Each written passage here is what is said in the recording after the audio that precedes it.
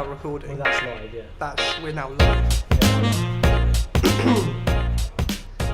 By all means, crack on. I mean, welcome to our podcast. Still haven't thought of a name for it yet. Haven't thought of a name for it yet. We floated some ideas around, didn't we really? Yeah, some of them were inappropriate and many of them just wouldn't really. Some of them are just bad. Yeah, they were terrible. So we're not going to name it for now, but if you want to let us know on Twitter or on YouTube, Definitely. we'll pick the best name, and the winner we can just shout out on Twitter. Madness. Money can't buy stuff.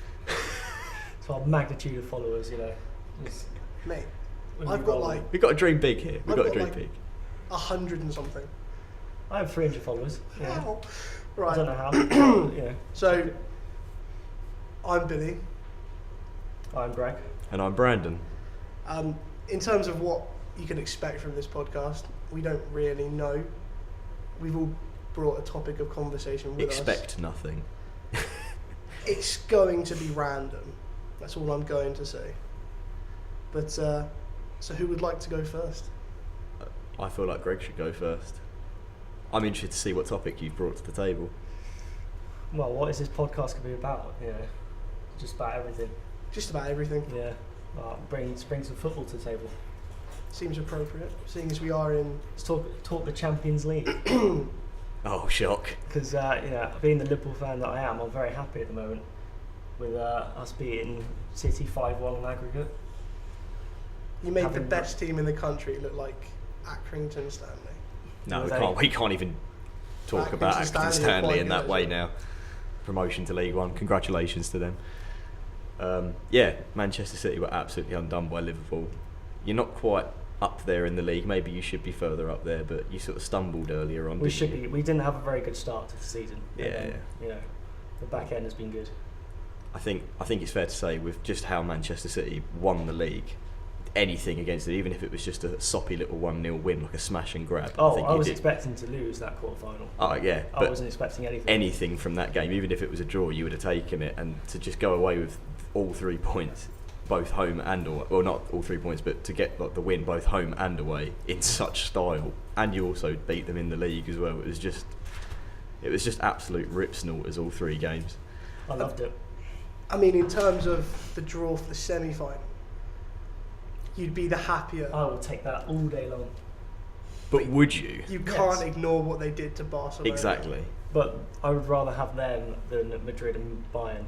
Although saying that, I think I could have Madrid. I'd rather have Madrid over 2 legs than just Madrid in the final. I would have loved to have seen Liverpool draw Bayern. I would have think that would have been a really good clash. Yeah, I think going back to what Greg said about Madrid, Bayern or Madrid over 2 legs, they might have had a better chance than just 90 minutes in the final. I think so. I feel like with Liverpool, and you can agree or disagree, they come out the traps flying, and I think as long as teams learn to just soak up that early pressure, you've got a good chance of beating Liverpool. Well, we can keep it for 90. We've done it for so long now. We can keep it for 90 minutes. It's just such a high tempo. It's really good football to watch. Like growing up, Liverpool were just one of those sides that were always up there, but I never really found the football that exciting. But since Klopp's come in with his heavy metal style of football, it has just been like they're a team to watch again. They're almost like you could almost. My stepdad, for example, he grew up in the 70s, and he was always saying about how Liverpool was always his second team, just because of the fact that he would watch them day in day out because the football they played was just amazing for the time. And it's almost becoming a similar story now. Obviously, not to the title-winning extent, but this could all come. You know what I mean? Like it's just such a good brand of football that they're playing. Our defence has been shocking for the past 2 years, 2+ years. And we've had one of the best attacking sides in the Premier League, apart from Man City, where you could argue they're similar. But if we had a good defence at the start of the season, we would have been flying. Any potential targets that you are looking at that you think that they definitely fit the bill and will absorb the pressure that I don't know. was leaking? We're getting Kaiser in the summer, which is like defensive midfielder. Would that be his replacement for Emre Can if he leaves, yeah. Would you rather have him and... I'd rather have him Emre and... Can. Yeah, I'd probably swap him for... Henderson? Wijnaldum or Henderson. probably. I'm not sure. Henderson's Henderson's improving though. I said it to you yesterday. Very good against Bournemouth. He was very good against Bournemouth. But I said it to you yesterday. To go from last season, which was a bit, in terms of Liverpool anyway, a bit flat and a bit stagnant. Yeah, I mean, we got Champions League, so yeah, that's what I wanted. But to go from having your goal to be in the to get into the Champions League to now potentially a Champions League final if you beat Roma over 2 legs. Yeah. Over the course of a season, and you have to say it's all down to Mo Salah. He's pretty just much, been yeah. astounding this season. Yeah, pretty much. The test. Him and Klopp have just been unreal for us. Question for the pair of you, quick. Do you think he's going to be this one season wonder? Because everyone keeps saying that this is what he is. He's going to just have this one blinding season, and next season he won't. But he was good at Roma as well. But he was getting there. And this is he's what I now don't think. found his, prime. I think he's reached maturity in his. He's only 25. Footballing years. Yeah, so 25 to 27, and then beyond till you get to about 31, 32. You've got like perfect age for players. Like they're confident, they know their ability, they know their preferred position, but at the same time they've also got that experience, and they probably have a calmer head than say like a 21-year-old who, 21-year-old striker playing in a side in the Premier League, which we know is really competitive. He's not going to give away silly fouls. I know it's not his job to go in for tackles, but you do see sometimes these strikers who are so desperate to get goals, and you can't fault them for it, because it's good to see that they've got the determination. But when you've got like a striker sliding in like, I don't know, the 85th minute of a 2-0 loss, it's just pointless, because all it's going to do is just, they're going to lose their space, because it's going to be either a red card or a yellow card, and it just doesn't look good on your rap sheet. Well, I mean, you could argue this is his second or third good season in terms of goal scoring and chances created. Because he had a couple good for Roma. Yeah, he was all right. I think he was all right at Fiorentina when he got let off by Chelsea, or was on loan at Fiorentina. Well, they buy him from Fiorentina. Honestly, it was from Italy. I remember him being at Chelsea and him being like crap and just terrible. Yeah. But it's the same with Andre Schürrle when he went to Chelsea as well. Kevin De Bruyne. And Kevin De Bruyne. But Kevin De Bruyne was bought as a youth player, and he just didn't fit the bill at Chelsea. I mean, obviously now he's one of the best midfielders playing at the moment. I'm terrified for the World Cup. Which hurts me to say. I am terrified for the World Cup. Like that. Obviously, we can't wish too much on players, but if anyone wants to, go 2-footed on him or Hazard, feel free, be my guest. That's the thing about Belgium is we'll give you a shout out on the show. They're a team of individuals, because they haven't performed that well in the past Euros and World Cups and stuff. So, they're a bit hit and miss. But I mean, all it takes is that one moment of individual brilliance, a 30-yard strike, or De Bruyne, Hazard, and Lukaku all linking up to score a wonder goal would be like. That's the concern. I mean, in that respect, personally, I don't really think I want to see Joe Hart in goal against Belgium. I'd like to see someone who, at international level has done more, and I know that Joe's got the experience and he has done more, but Pickford against Germany was amazing. I would love to see him playing one of the big games. I'm pretty sure. But I think that's the point. That's the point that you're making. Like, you want to see someone who has experience on the international stage. The only keeper we have that has that is Joe Hart. And Butland has played the occasional game. I just feel like Joe Hart would let us down. I mean, yeah, he has got the experience, and I'm not saying don't take him, but it would be interesting to see Pickford or Butland, or even if there's like a last minute decision to take Nick Pope, it would be interesting to see one of them played in one of the bigger games, because like we've seen before, Joe Hart isn't the sturdiest in goal, and I don't just want to hate on him, because there's a lot of players in the team that were letting us down all over the pitch and stuff like that, but it would just be interesting to see another stopper in goal that's not Joe Hart, who has proven himself at the international level. And Pickford, in my opinion, did that against Germany. I know it was only a friendly, and I know that they weren't playing a full strength squad, but the calibre of saves he was making, he really dug out the defence that game.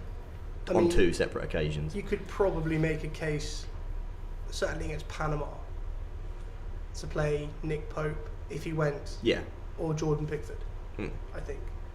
I think it should be Butland 1, Pickford 2, and then they'll bring a third choice for. They'll bring Joe Hart. They'll bring Joe Hart for the experience and to try and get them into shape. Like, I don't know, but I think Pickford should start the so-called easy games, which there isn't really in World Cup. But Just like against ease him Panama into and it, so to stuff. speak. Yeah, exactly. Yeah. And then Butland should play against like Belgium. Okay, yeah, I'll take that. Yeah. Because I think Butland's a more experienced keeper. He's like, what, 26 now? Something like that. Yeah, he's getting. Pickford's like 24. So I think Jack Butland now can't be considered one of the he's not young. younger players in the He squad. needs to be. Yeah, he needs to get experience, and you can only get that from the World Cup, pretty much. But Well- then at the end of the day, it's all down to what they do in training, isn't it? That's the thing. Like Exactly. these players need to step up, and we're all expecting. I mean, we wouldn't be England if we weren't expecting. But I've been saying it for ages. I'd like to see us at least make the quarterfinals. Anything beyond that is a massive bonus as far A as team I'm like ours concerned. should be making quarterfinals. We have done in the past, and I think so. We haven't got the most experienced of squads.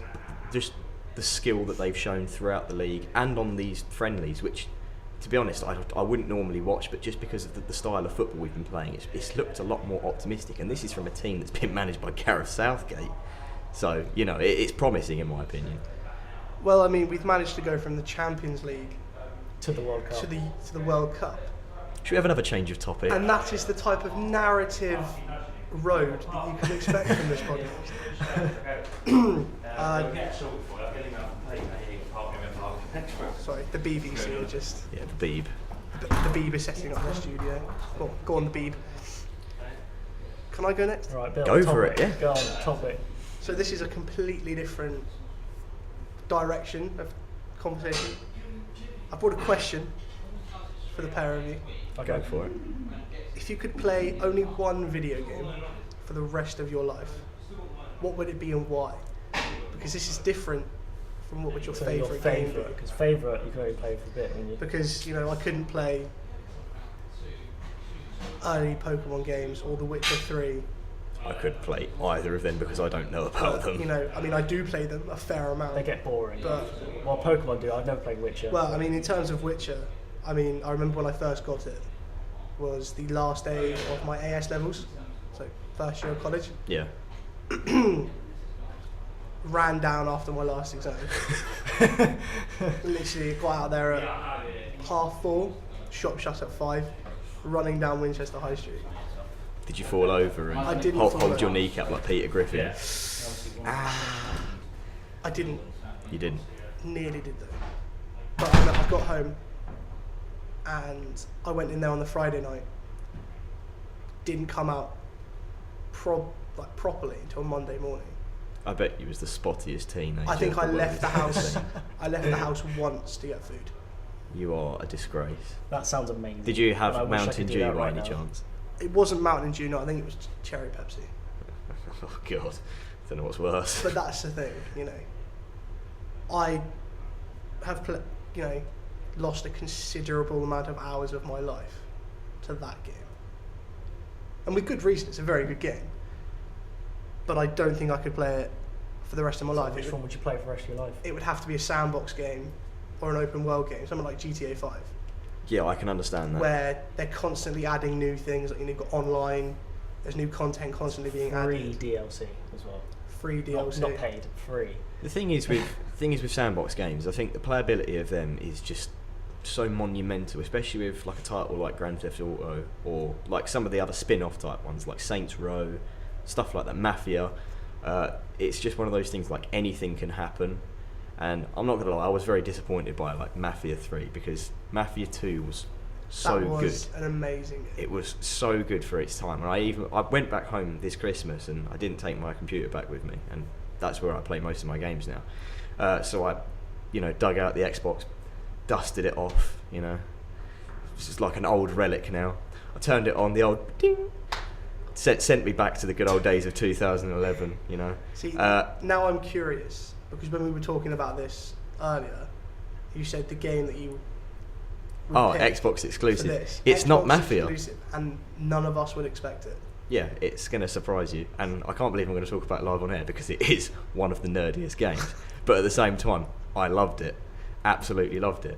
But as I was saying about Mafia 2 is just where did it all go wrong? 2K, like what are you playing at? You made such a good video game of Mafia 2, and all you did was you just needed to add open-ended storyline where we could explore the city because it was an amazing city to explore, and there was so much you could do.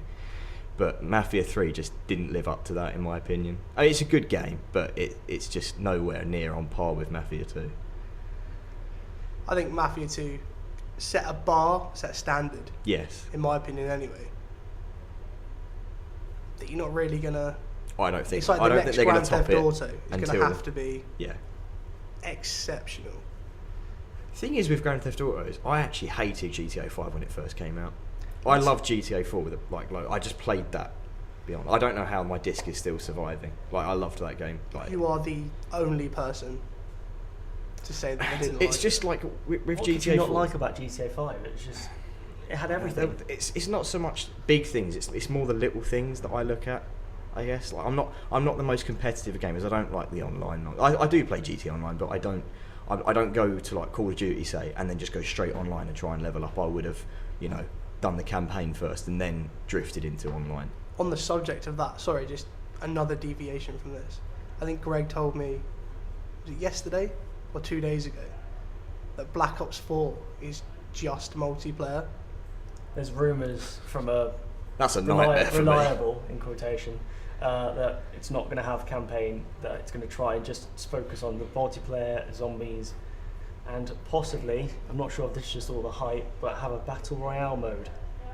I mean, at the end of the day, that's I think they'd what's- make a class battle royale mode. To be fair. Yeah, I think so too. Could you really play... I suppose you can First play person. Battle Royale in first person because of Yeah, CSGO. definitely. PUBG have PUBG first PUBG, person as well. Yeah, you have first person servers, and most people prefer that. See, to be that's honest. the thing. And they're not going to bring back third person mode like they do in Modern Warfare 2. I hope so. It just That doesn't was work actually a for really Call good of Duty, idea. guys. I don't think third person works for Call of Duty. I mean, I hope if they do Battle Royale, it's more like... It's going to have to be more like PUBG. Because Yes, you can't that's have what it it like Fortnite. You can't, no. And that annoys me about Fortnite, because every season they bring out... Bloody It's Fortnite. still Can we not Fortnite. go on to that topic? We won't talk about Yeah, Fortnite. that's not. That's- I can already too feel many my blood too many boiling. people talk about it That's already. an entirely different hour of conversation. Right. And I'm not a Twitch streamer, so... No. What game would you play for the rest of your life? Yes, Bill? put me... Yes. It's a toss-up between GTA 5 and Skyrim, because I've only Oh. just got into Skyrim, and I didn't watch any of You're the... welcome. Thank you. I didn't watch any of the playthroughs. So, you've sat there, you've watched me play it, Yeah. and I've cried for help.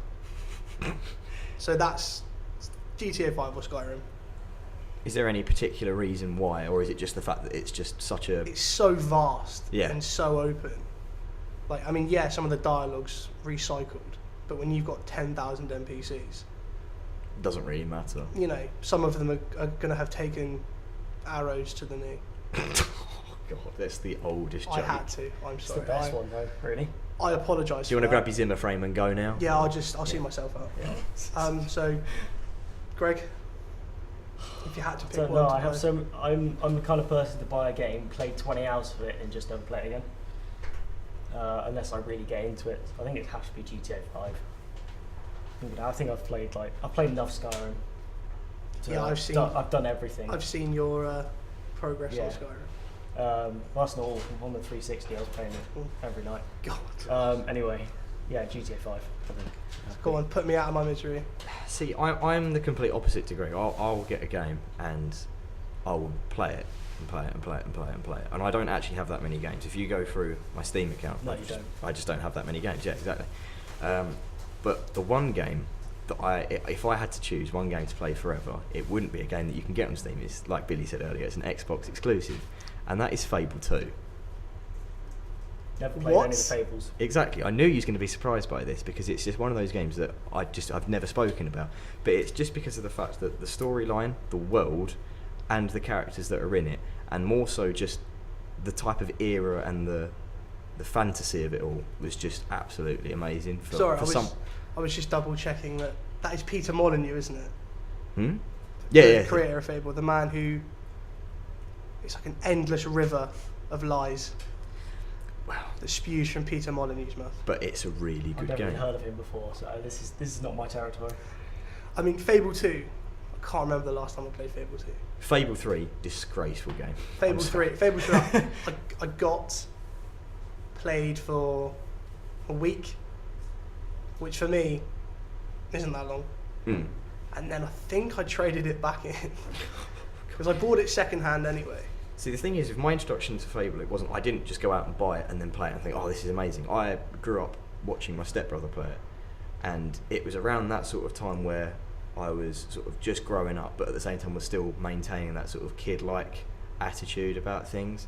And it's that sort of old English style, bit of fantasy, almost a mixture of like Pirates of the Caribbean and Lord of the Rings sort of style of world. And I just sort of fell in love with it. And it wasn't until I grew up till, I don't know, I'd say year 9, year 10 maybe. So 14, 15 years old. Yeah. And I was like, do you know what, I'm going to play that game. And I went out and got myself the Game of the Year edition. And I'd watched him play Fable 3 and I thought, that just looks disgraceful. I'm not getting that. I just played Fable 2. Absolutely loved it. Reminded me of, I can't say it reminded me of my childhood, but because obviously I wasn't born in the 1600s or 1800s. I wasn't born in the Industrial Revolution. But there was something about it that just reminded me of like the old town halls which I used to go and visit with my nan and granddad, like when you used to go away for trips and stuff like that. Bits of it reminded me of Cornwall, which is where I used to go as a child. Yeah, I can understand what you mean. It's like the green of it all as well. It's having not, been to Devon nearly every year up until I was about 16. Yeah. The old castles and the old... You still get the town cries and they're going, hello, Lionheart. Exactly. But the thing about it I also liked is just the amount of stuff you could do. You could change your name, you could change your hairstyle, you could get married. And it's almost like Sims, but with added fantasy and action. You can actually kill people as well. I know. Well, I don't go around games just murdering innocent people until I just get really angry one day. Well, maybe that says more about me than it does about you. So that's my topic of conversation. Brandon? Yeah, so my one, again talking about the past here, modern versus classical.